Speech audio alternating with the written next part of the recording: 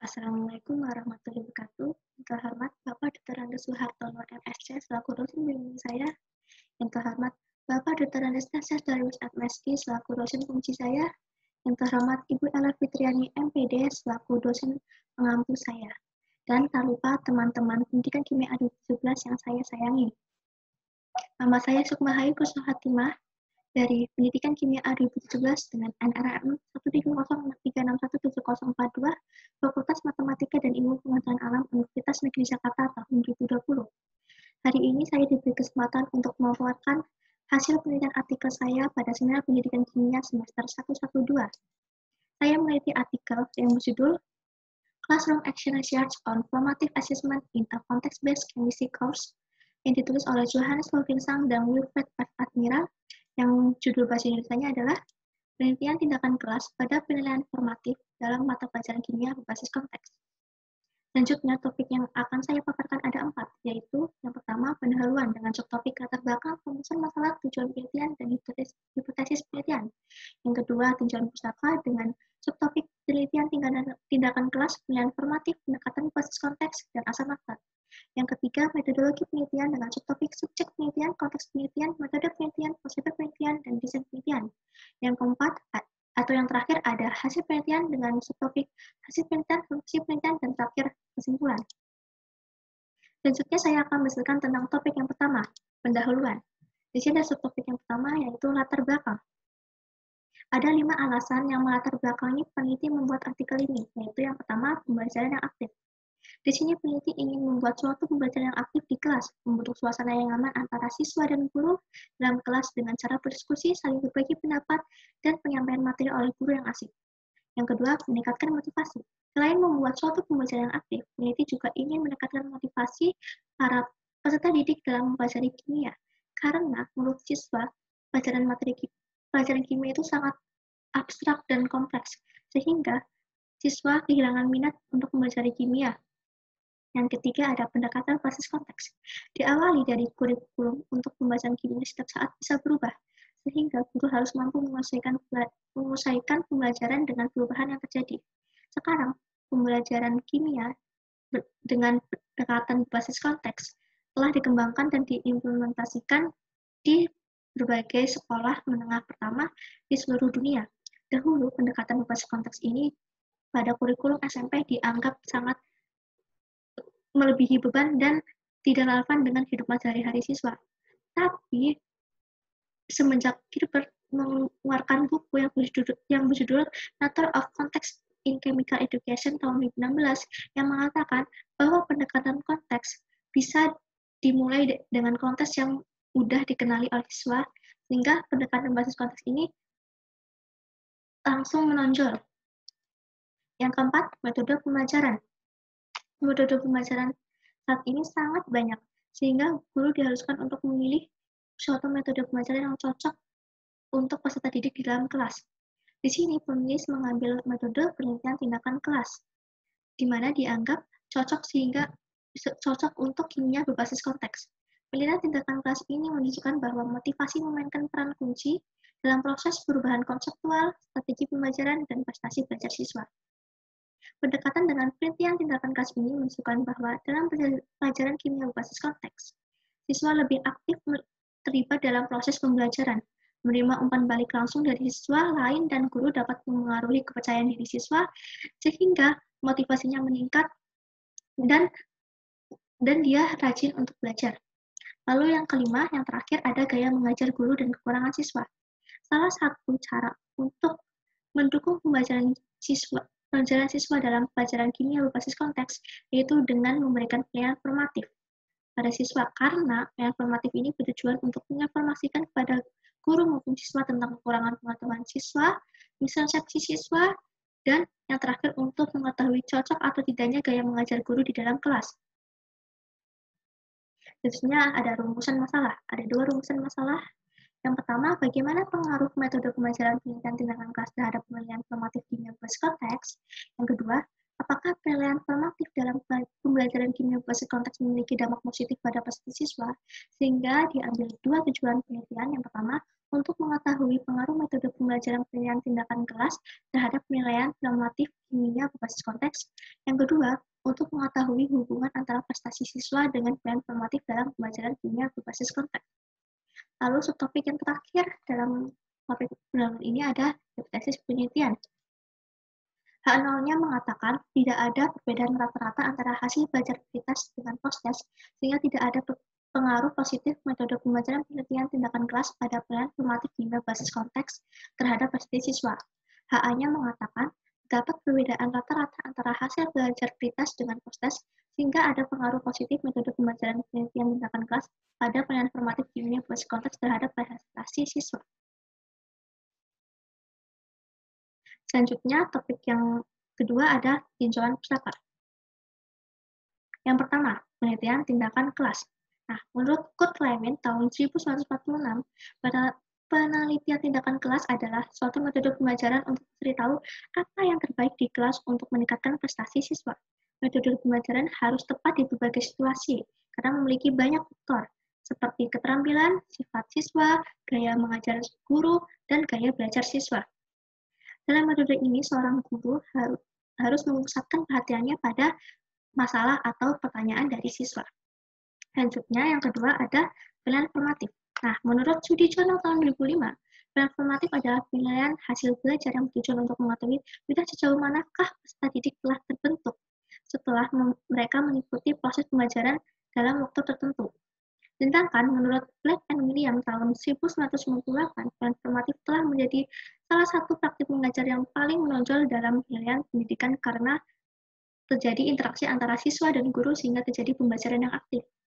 Black and William ini telah menganalisis 580 artikel sehingga dia menyimpulkan bahwa umpan balik antara siswa dengan guru itu menghasilkan motivasi yang sangat tinggi dalam belajar kimia bagi siswa. Selanjutnya ada pendekatan berbasis konteks.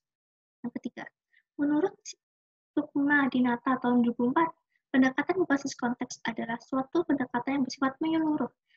Maksudnya, pendekatan ini terdiri dari komponen-komponen yang saling terikat yang apabila dilaksanakan masing-masing akan memberikan dampak sesuai dengan peranannya. Komponen-komponen tersebut ada 7, yaitu ada konstruktivisme, ada bertanya, menemukan, belajar kelompok, kemudian refleksi, dan yang terakhir ada penilaian sebenarnya. Lalu menurut Guerina, Johnson, dan Van Riel tahun 2011, pendekatan kontekstual merupakan suatu konsep belajar di mana guru menghadirkan situasi yang nyata di dalam kelas, sehingga mendorong siswa untuk membuat hubungan antara pengetahuan yang dia miliki dengan penerapannya dalam kehidupan sehari-hari. Nah, tujuan pendekatan berbasis konteks ini untuk memberikan peserta didik pembelajaran yang lebih aktif. Selanjutnya ada asam laktat. Nah, asam laktat atau asam 2-hidroksipropanoat atau yang disebut asam susu, materi yang diambil peneliti adalah asam laktat tetapi memiliki dua subtopik materi, yaitu atom karbon asimetris. Menurut Dutkiewicz et al. Tahun 2003, ada dua bentuk enantiomer yang disebabkan oleh asam laktat yang memiliki satu atom karbon asimetris, dan yang kedua adalah polimer asam laktat, yang menurut Robani tahun 2004 bahwa polimer asam laktat bersifat termoplastis, sehingga mudah dibentuk oleh pemanasan. Selanjutnya topik ketiga ada metodologi penelitian. Yang pertama, subjek penelitian. Partisipannya 57 siswa dari 62 siswa, siswa laki-laki ada 28 siswa, dan siswa perempuan ada 29 siswa, dan sisanya tidak berangkat. Empatnya ada di satu sekolah menengah pertama SMP di bagian timur Belanda. Kelasnya penelitian ini diadakan di dua kelas, yaitu kelas 9A dan kelas 9B. Yang kedua, konteks penelitian.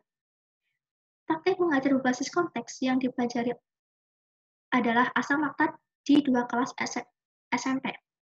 Nah, menurut Scott, asam laktat ini memiliki materi yang sangat menarik dan termasuk materi yang telah dikenal oleh siswa tetapi di Belanda. Menurut saya, jika di Indonesia, materi ini kurang cocok untuk diajarkan pada anak SMP, karena terlalu kompleks. Di Indonesia belum sampai pada materi asam laktat untuk anak SMP. Nah, Untuk menyelidiki efek penilaian formatif pada pasti siswa, pembelajaran berbasis konteks pada asam laktat dibagi menjadi dua fokus, yaitu yang pertama pada atom karbon asimetris dan yang kedua pada polimer. Selanjutnya metode penelitiannya. Dan tindakan kelas.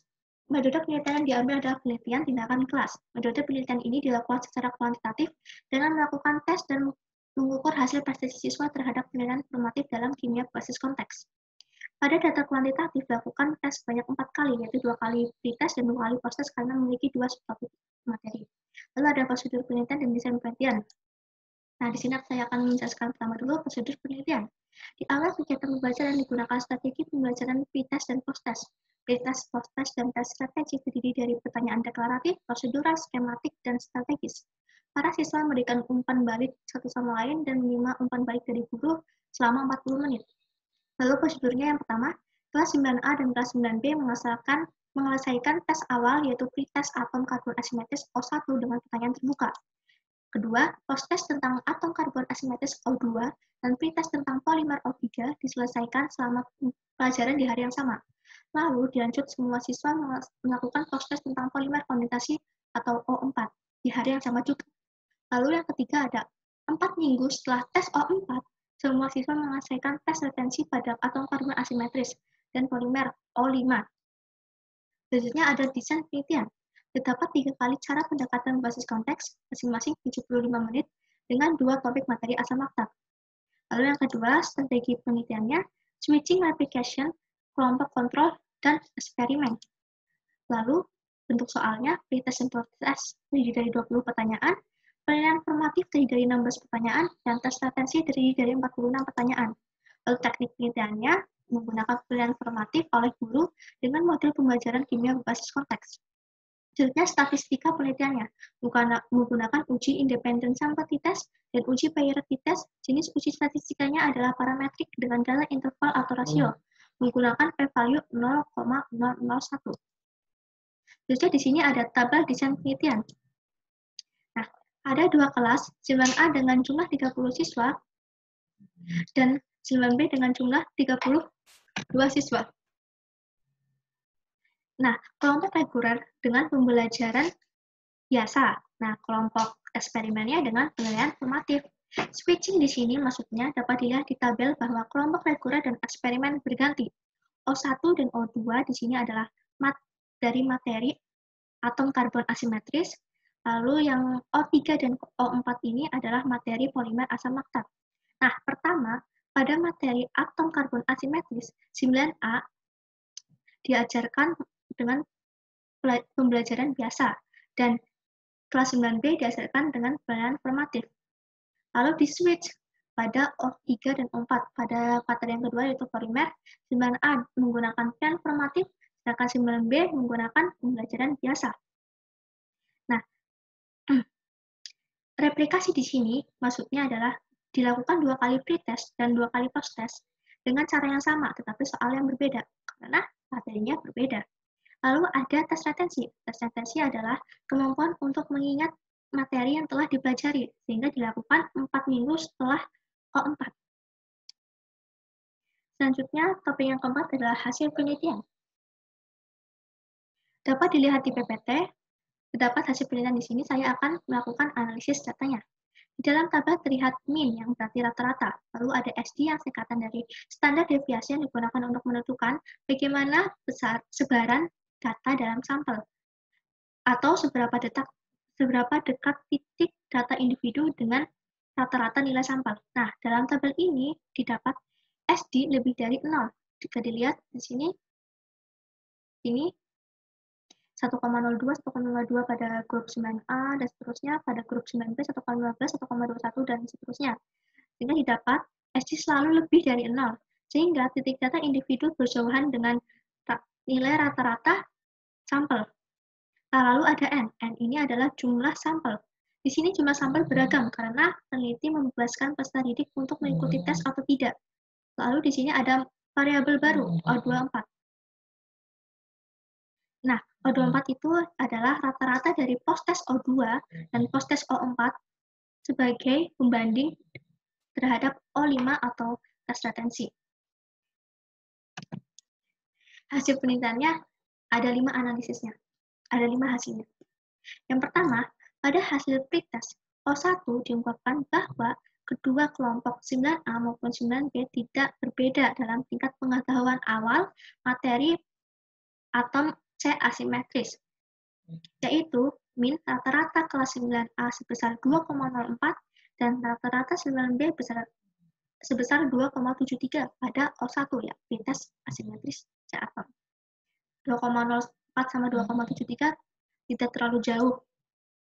Nah, untuk yang kedua, menurut hasil post-test O2 mengungkapkan bahwa siswa dari kelompok eksperimen performatif 9B menunjukkan peningkatan yang signifikan pada skor post-test dibandingkan dengan kelompok reguler 9A. Skor rata-rata kelompok eksperimen 9B meningkat secara signifikan dari 2,73 menjadi 7,63. Sedangkan skor rata-rata kelompok reguler 9A meningkat dari 2,04 menjadi 4,78. Walaupun sama-sama meningkat, tetapi grup kelompok 9B meningkatnya lebih signifikan. Sehingga penilaian formatif materi atom C asimetris berpengaruh pada prestasi siswa. Lalu, di switching. Sehingga pada hasil pretest pada polimer, materi polimer O3 kembali menunjukkan tidak ada perbedaan antara kelompok 9A minnya 3,47 dan 9B minnya 4,67. Lalu yang keempat, menurut hasil post-test pada skor O4 menunjukkan bahwa siswa dari kelompok 9A yang sekarang kelompok eksperimen dengan penilaian formatif menunjukkan peningkatan skor yang signifikan dari 3,47 menjadi 6,09 dibandingkan dengan skor post-test kelompok reguler 9B dari 4,67 menjadi 5,65. Walaupun sama-sama meningkat, tetapi pada kelompok 9A meningkatnya lebih tinggi. Min post-test 9A lebih besar daripada 9B. Sehingga cara penilaian formatif pada materi polimer ini lebih berpengaruh terhadap prestasi siswa daripada cara biasa. Lalu yang terakhir, yang kelima, pada O24 yang merupakan rata-rata dari post-test O2 materi 1 dan O4 materi kedua sebagai pembanding untuk O5 tes retensi, didapat hasil bahwa O5 tes retensi tidak ditemukan perbedaan dengan O24 dengan hasil O24. Untuk kelas 9A-nya dari 5,47 menjadi 5,78, untuk kelompok 9B-nya dari 6,66 menjadi 7,08. Nah, selanjutnya ada refleksi penelitian. Nah, refleksi penelitian di sini ada 4, yaitu yang pertama, hanya 2 kelas yang menyelesaikan tes awal dan ujian akhir. Nah, peneliti ini menganggap sebenarnya penelitian ini bisa digunakan lebih dari satu studi atau satu sekolah. Meskipun bagus, penelitian ini tidak bisa menjadi yang terbaik. Maksudnya, bisa saja metode lain mendapatkan hasil yang lebih baik. Nah, yang kedua, guru menjadi lebih sadar akan kemungkinan peringatan dalam pemberian penilaian formatif dalam pengajarannya. Maksudnya, peringatannya adalah penilaian formatif harus dilaksanakan tepat waktu. Jika tidak, dapat menghambat siswa alih-alih meningkatkan pembelajaran siswa. Yang ketiga, temuan penelitian ini dapat meningkatkan praktik mengajar seorang siswa dalam hal mengajar kimia berbasis konteks. Lalu yang terakhir, yang keempat, selama penelitian ini didapat hal lain, bahwa diskusi menarik tidak hanya terjadi di dalam kelas, tapi terjadi di luar kelas juga oleh guru-guru yang berdiskusi tentang bagaimana metode penelitian yang baik untuk diajarkan di dalam kelas. Lalu yang terakhir, subtopik yang terakhir ada kesimpulan. Akhir dari semuanya, kesimpulannya di 2, yaitu yang pertama, hasil tes menunjukkan bahwa H0 ditolak dan HA diterima, karena terdapat perbedaan rata-rata antara hasil belajar pretest dengan post-test, sehingga ada pengaruh positif metode pembelajaran penelitian tindakan kelas pada penilaian formatif kimia berbasis konteks terhadap prestasi siswa. Yang kedua, menambahkan penilaian formatif ke pendekatan berbasis konteks dapat memperkuat kekuatan guru dan siswa untuk menghadapi tantangan di dalam pendidikan kimia. Yang terakhir, kepada Bu Ella, Pak Suhartono, Pak Chef, dan teman-teman PKA 2017, dan kepada yang mendengarkan dan melihat video ini, terima kasih. Maaf jika saya terlalu lama dan banyak salah kata, dan saya mungkin terburu-buru. Mohon maaf, dan Sampai jumpa.